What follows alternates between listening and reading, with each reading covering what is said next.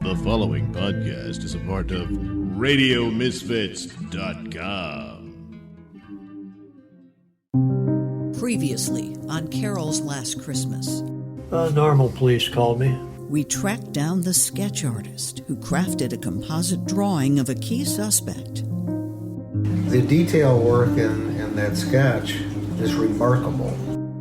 Based on an eyewitness account. I came in to meet the fellow. I was just intent on listening to what he said. A guy wearing a stocking cap with a relatively neat beard and hair down over his collar. A drawing that would wrongly remain the centerpiece of this cold case for decades. You ended up with this sketch that was a bearded character. Kind of describe it for me as you recall.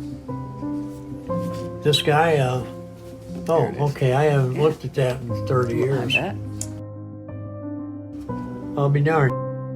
It might be. We have chosen to omit names or use sound effects in this production because the individuals discussed have not been formally arrested, charged, or accused of wrongdoing in the death of Carol Ropstead. The Normal Police Department declined to participate in this podcast.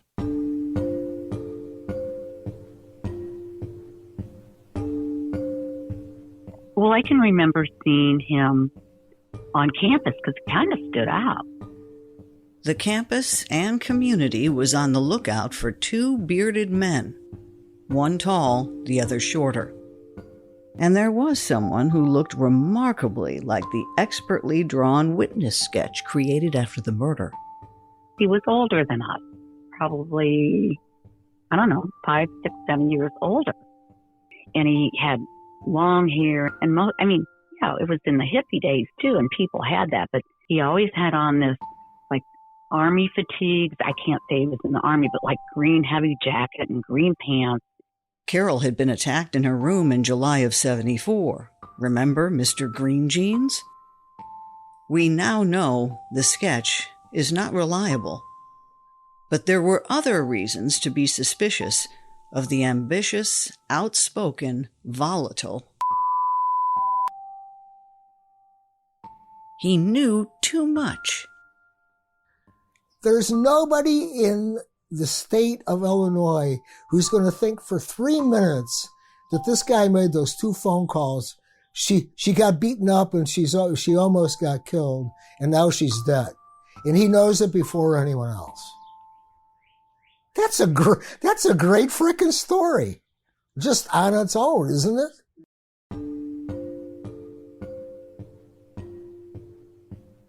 If he was that active in the student senate, I'm thinking he had to have some kind of intelligence to be able to maintain that job.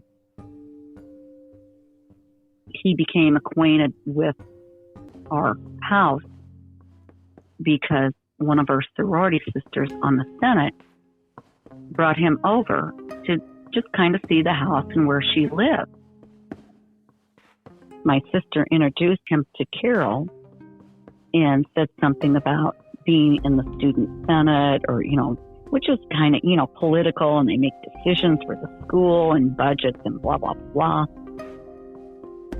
And so she was kind of a quick wit and just came back with a little snide remark about, I don't know if it was political or about, all you guys making decisions. I don't know what she said, but I do know that he snapped.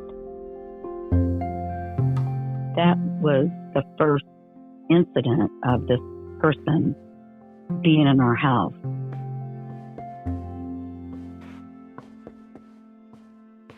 I can remember after Carol's murder, just a few months later, that there was something in the vidette about him attacking a woman and trying to choke her to death in a parking lot. And that's when you start thinking, oh my gosh, really? And then you're kind of putting 2 and 2 together, thinking, wow, maybe there was vendetta against Carol, but maybe this man just hates women so badly. I didn't know until I reread a bunch of the hidden stuff that you sent me. Did you know that he was charged with beating 2 other people? From Genuine Human Productions, this is Carol's Last Christmas. I'm a criminal, so despicable, done the unthinkable, and then it feels good to be a criminal, so despicable, done the unthinkable, and then it feels good. Chapter 4. Where's the weapon?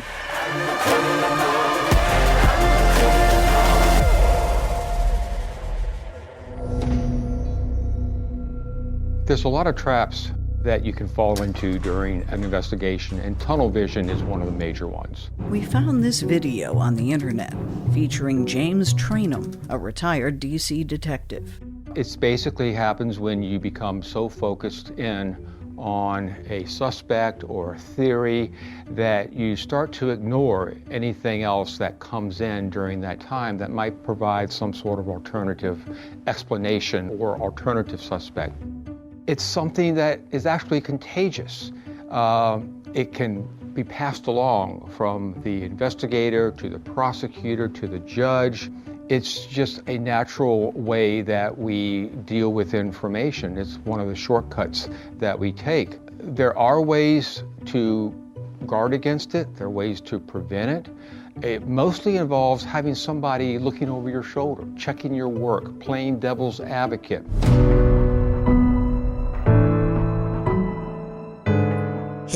Having one investigator confronting another investigator about their work is like having 2 bears fighting each other, you know. It is absolutely unequivocal that the people that I talked to in 2008 fucking hated.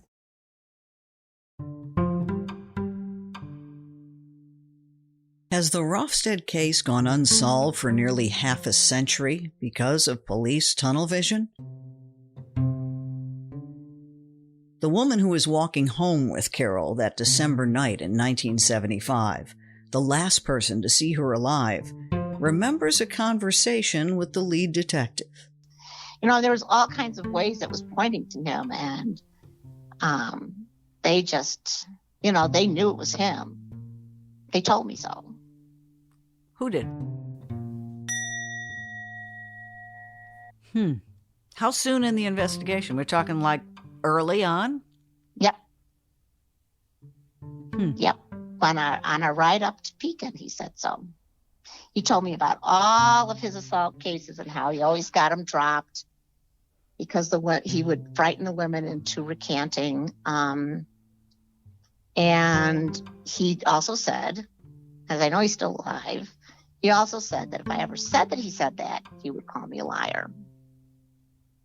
So.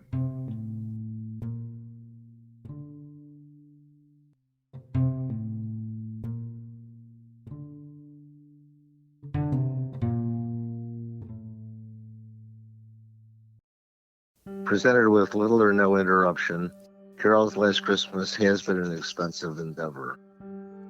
If you appreciate our work, please consider making a donation to help. Thanks for supporting Carol and our work. Visit patreon.com/Carol's Last Christmas. Tunnel vision is going to cause you to do things or to miss evidence or to screw that case up somehow, which is going to result in either the case getting dropped or the person being found not guilty. It's when you begin to totally ignore or disregard anything that may upset your theory. That's when it becomes dangerous. All of these are the tips and clues and leads that came in primarily in the first 30 days or 45 days or 60 days after the crime. It seems to me that maybe only 6 or 7 of the 22 were followed up in any way, shape, or form. Let's go through them. I know it's going to be a little exhaustive, but... That's okay.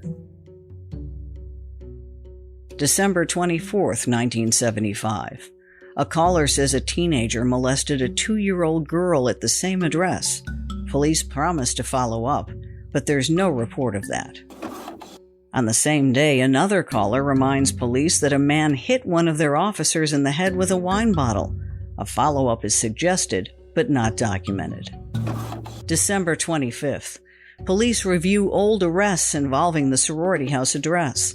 A man was arrested for peeping in the windows and later suspected of rape in Peoria, but eventually released. Detectives ask for his mugshot, though there's no follow-up in the file. December 26th. 2 friends of Carol call, suspicious of a guy she turned down for a date. He left for Arizona that day, but would return. There's no report of a follow-up conversation. They blew that off, and there was never any follow-up on that either. December 26th. A call about a guy who had beaten up a waitress at a bar. Police write down his address, but apparently never follow up. December 29th. Police gather a list of names present at a party Carol attended 2 days before the attack. It lists the name of someone who walked Carol home. Was he ever questioned again? We don't know. The 30th of December. A woman walks into the police station to report that her husband was a sadist who reached sexual climax by beating women. She claims he's raped and beaten other women who were too afraid to report him. The detective says a follow-up will be done, but it's nowhere in the file. There was no follow-up on that, and the reasoning was because the wife had some kind of mental illness and whatever, but that's not a reason to say that she wasn't credible. A man is questioned and claims he was shooting pool on the night of the attack. He admits he was with 2 other potential suspects, though the file contains no follow-up. A detective calls the FBI about a known rapist who might be a suspect. It's noted that the rape, quote, did not involve violence. That suspect is apparently eliminated. January 30th, 1976. Illinois State Trooper called stating that he knew a suspect who fit the description of the wanted offender. The report states suspect was in jail on the day after Carol died, and he had no idea where he was at the time of the crime. Based upon these comments, no further investigation was required. Well, I would put a great big red Y, the F not, because there's nothing in here to clear this person of anything. 2 detectives travel to Brimfield, Illinois to check out a lead that someone's confessed. They leave a message with that man's girlfriend.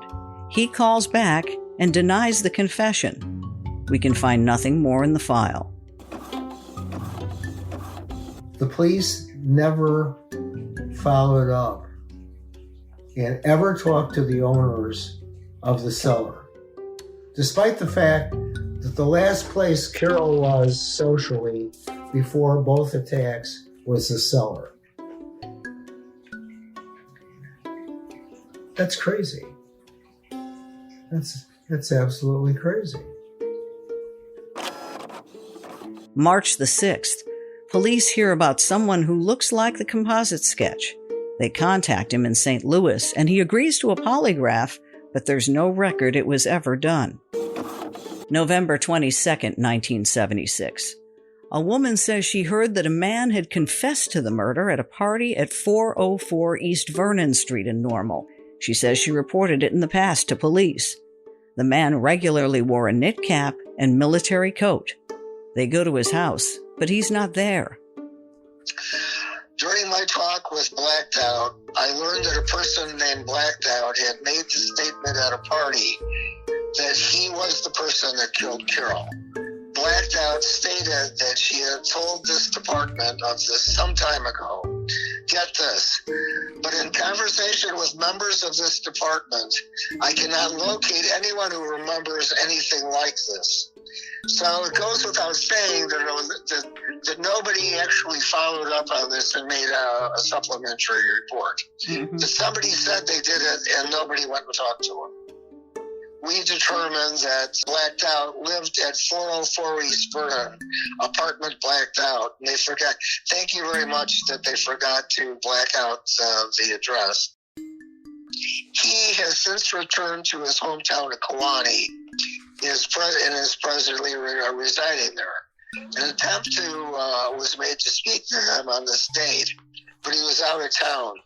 We did talk to his roommate from 404, who also now lives in Kewanee. His name is Blacked Out, and he has no knowledge or reason to believe that Blacked Out would be involved in any way, but he did state to the effect that Blacked Out likes to talk a lot and has a reputation for this in his hometown. He had a beard, wore a stocking cap and a military coat a lot. Sounds like, but it can't be because he's not from Kewanee. In 1975, it's not like it's 1910, okay? You still had forensics going on. You still had, a lot of things. This retired financial advisor was on the ISU basketball team in 75. I was in the cellar that night. I didn't know Carol Rostad, but I knew kind of who she was, and I saw her down there. And then I don't remember, but it was a couple of days after maybe New Year's that it came out in the paper. Mm-hmm. And I go, holy criminy, we were down there that night. He was actually interviewed by police after calling the department himself. I did call him. He came by the dormitory at that time and interviewed me as to what I knew and what I saw and all that kind of thing. And that's basically how I got involved with it. Did you know her by name, or did they have a picture of her? Yeah, they had a picture of her. And you recognized her immediately? Yes, correct. Was she with a guy, girl? Do you recall? You know what? I don't even recall. We talked in Waterston Towers at my dorm room, and he just took notes. We've never located a written report about that voluntary interview.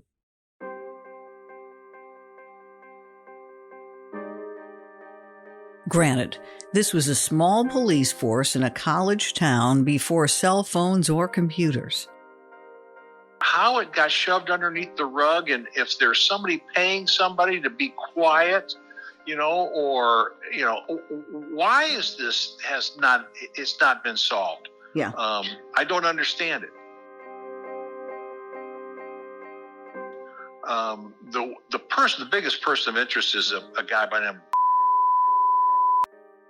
And there were rumors about pressure coming from powerful people, including parents. And father basically had written letters to the Normal Police Department and said, back it off.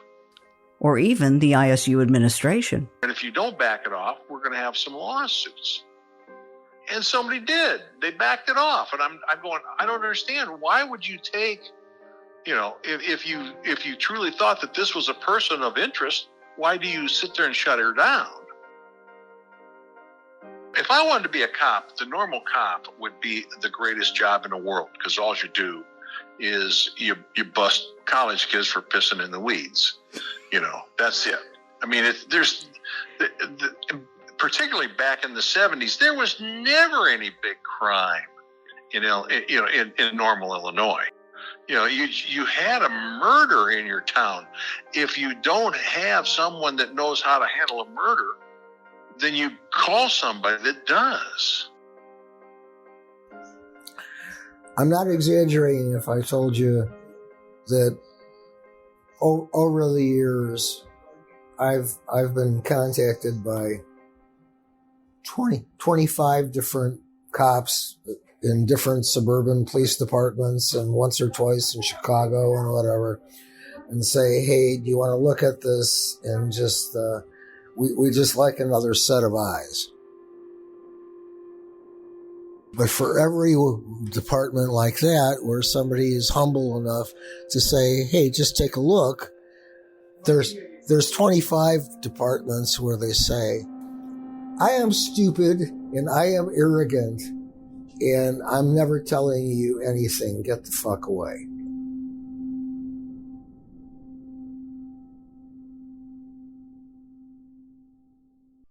Presented with little to no interruption, Carol's Last Christmas has been an expensive endeavor. If you enjoy our work, please consider making a donation to help. Visit patreon.com/Carol's Last Christmas. So here we are.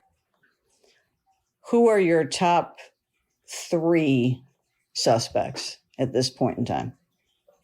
Number 1. Because she mocked him. He was a maniac. I mean, he was an absolute freaking maniac, and she mocked him. She poked the bear. Yeah, that's a perfect term. You know, 404 East Vernon. And 404 being someone there amongst the group that heard the confession. Who could have been. Yeah. The only part of that is that there's absolutely nothing to link him to Kewanee, Illinois. And the freak husband who... The beater. People. If you look at Carol Rofstad, her clothing from the waist down was pulled down.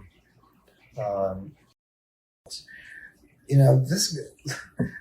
by method of operation, this guy is absolutely freaking perfect. It fits perfectly for somebody who had no interest in consummating a sexual attack. The attack itself was the sexual aspect, maybe, but you asked me for my top 3. Yeah. What about the window peeper? Is that just incidental? Because remember Golden State. The suspected Golden State Killer, the notorious Golden State Killer. The case remained unsolved for almost 4 decades. What began as peeping through windows, sneaking into homes, and stealing items would soon turn into murder. No, nothing is incidental. By now you may be asking, what about DNA? DNA collection. It's very simple. We're going to be searching for the evidence. We're going to collect that evidence. We're going to record the evidence. We're going to initial the evidence. We're going to package that evidence and prepare it and transport it to whatever laboratory deemed necessary.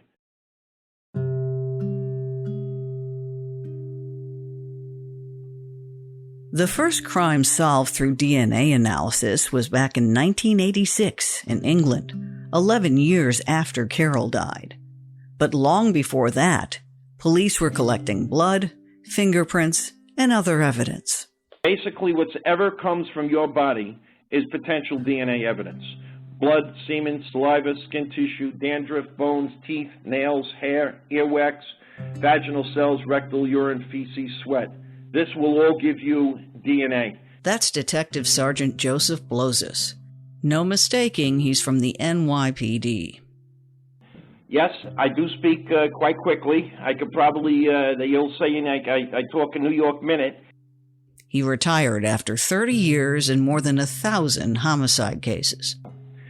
Back in the 1980s, if you were to give a biological sample, such as blood, the size of a quarter or a dime, the forensic laboratory would able to provide you a DNA profile.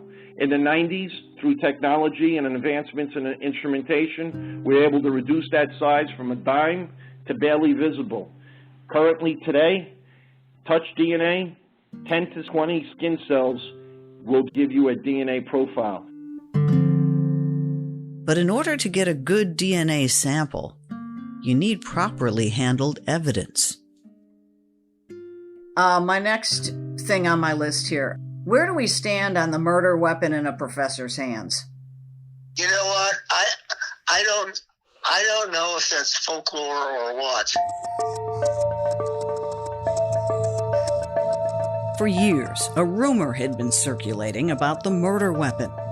Was it a baseball bat? Was it a 4x4? Was it a 2x2? It had been taken out of evidence by someone. I have one question about an item that is actually listed, and it's just kind of a weird entry. Some of the records we got through Freedom of Information provided a hint.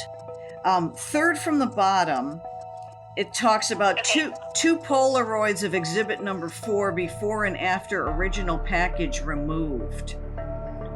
And like exhibit number 4 is the piece of wood with red stuff on it. So I'm assuming it's the murder weapon. The only normal police officer who spoke with us early on the record was forthcoming. Do you guys keep like an updated evidence list? I guess I'm just wondering like where that evidence would be. It's all you guys still keep it, right? Because it's an open case? Yes. And from what I understand, and I can't speak 100% to it, there throughout the years, I don't know for a fact, but I've heard that there was some issues with evidence at times. I would love to meet the cop that gave the murder weapon away to the college professor. Was it somebody he thought could help? Do you know that? I don't know. The records clerk described a supplemental report that had been accidentally left out of the material sent to us. She apologized for the omission. It was like 89 pages. Yeah, it was a biggie. What sounded outrageous was revealed in the police file in black and white. September 18th, 1997. The wood had somehow been released for use in a classroom at Illinois State University. It was on display as an actual murder weapon and had been handled by an untold number of people over an unknown amount of time. No prints or DNA due to being in classroom and unprotected. Piece of railroad tie believed to be the murder weapon was later displayed at ISU criminal justice classes, so it has been compromised. That's sick. That is, what a disgrace to her name to, have somebody have it hanging there like his trophy. We've got to get that back. We're not going to have a trophy hanging on the wall. And whoever that policeman is, we'll have to look into whether that's legal or not for that policeman to have taken the murder weapon. Number one, it shows awful police work, but number two, it's really, really, really disrespectful to Carol. That is horrible in my eyes. I don't know who he gave it to. Was it a scientist? I don't know. Can't use that for evidence.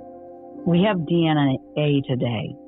Her clothes, her purse, her tampon, I don't know. Is that fair? Can we test DNA? What's going on? That's when I knew it would never be solved. When I heard that back in 2008 or something, that was when I knew. I had little hope before then, but when the murder weapon's been contaminated like that, it's compromised. I'm stunned that someone would do that, because it's just, I know this from watching TV. You can't remove evidence like that. It's just not done. And I'm a lay person, so yeah, they had no intention of solving the case. It makes it clear. If you go back to what we just read and we look at the picture of the late Carol Rovstad, then you look at the most morbid souvenir in the history of criminal justice. Reducing it to common talk, that's horrible shit. Next time on Carol's Last Christmas. This guy ran with this guy. 20 years without a new entry in the file. Then police start looking in Tennessee. He didn't know until I told him today that and knew each other. We've gone from one suspect to 3. This guy was trouble. This guy was trouble. And there was trouble. They're awful cocky. You know what I mean? Like, you're in the country, man. Some tough people around here. And I believe everything you hear. Oh, I'm worse than the shame I do. A beautiful nightmare, the usual fanfare.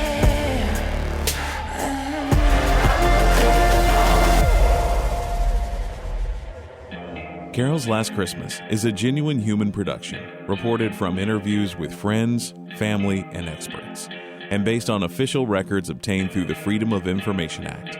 Lead investigator George Seibel, Chicago Police Department, retired. Investigator and co-producer Alexandra Daskalopoulos. Investigator, writer, and narrator Demetria Kaladimas. Voiceover recreation Justin Holder. Audio mastering and consultation by Paul Gibson. Music provided rights-free by Artlist, Blue Dot Sessions, Motion Array, and Storyblocks. Original music by Verlin Thompson. Graphics by Orlando Rodriguez and Thalia Kaladimas. Website and promotional material, Thalia Kaladimas and Jim Champus. Our theme song is Criminal by Binge Herd, featuring Katrina Stone, courtesy of Artlist. Carol's Last Christmas is distributed by Radio Misfits. Our sincere thanks to the Reporters Committee for Freedom of the Press for pre-publication review, and to those who knew and loved Carol and generously shared their stories.